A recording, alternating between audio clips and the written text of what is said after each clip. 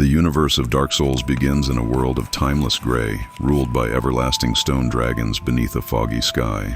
This age of stillness ended when fire appeared, bringing with it the concepts of disparity. Light and dark, life and death, heat and cold. From the first flame, 4 great lords found powerful souls. Gwyn, the Lord of Sunlight, commanded lightning and built a kingdom of order. Nito, the first of the dead, wielded death itself. The Witch of Izalith and her daughters mastered flame sorceries.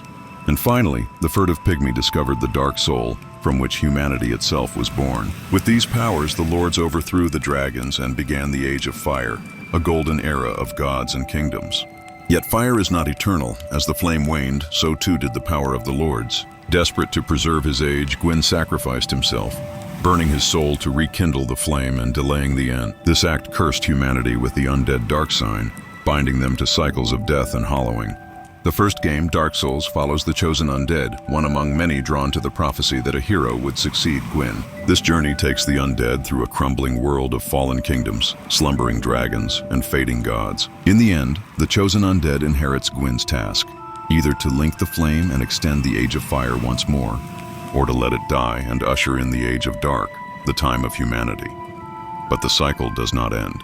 In Dark Souls 2, set in the kingdom of Drangleic long after Gwyn's time, the same curse and prophecy reappear. Countless kingdoms have risen and fallen, each repeating the struggle of prolonging fire or embracing dark. King Vendrick of Drangleic sought to resist the curse, but was undone by betrayal and his fear of true dark. The bearer of the curse, the player's role, gathers ancient powers and reaches the throne of want. Again, the choice is the same: to inherit the flame and continue the cycle, or to turn away and seek a new path. The story here emphasizes that history repeats endlessly, with heroes, lords, and kingdoms falling into the same fate over and over. Finally, in Dark Souls III, the cycle reaches its final stages.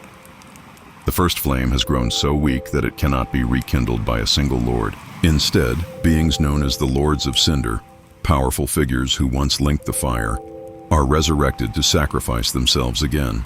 When they refuse, the Ashen One rises to hunt them down. The world is collapsing, cities sinking into one another, and time itself unraveling. The gods are gone, their thrones empty, and only fragments of their power remain. In the end, the Ashen One defeats Prince Lothric, the Abyss Watchers, Yorm the Giant, Aldrich the Devourer of Gods, and finally the Soul of Cinder, the collective will of all who have ever linked the flame. As in every age, the choice remains: link the flame once more, steal it for humanity, or let it finally fade into the true dark.